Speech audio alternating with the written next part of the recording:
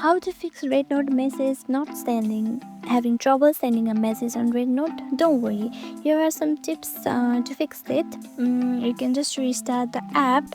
Like, let's say you have opened it and just restart it again like this. This refreshes the connection and clears the minor bugs. So next thing you can do is go to App Store and search for RedNote. Once you search for it, tap on update if update is available.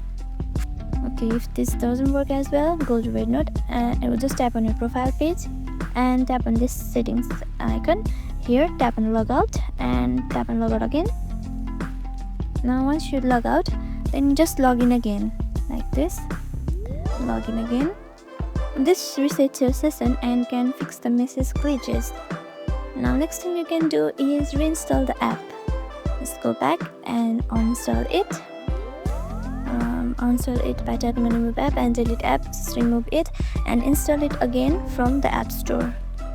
And still, if it's not working, just visit the RedNote's help center.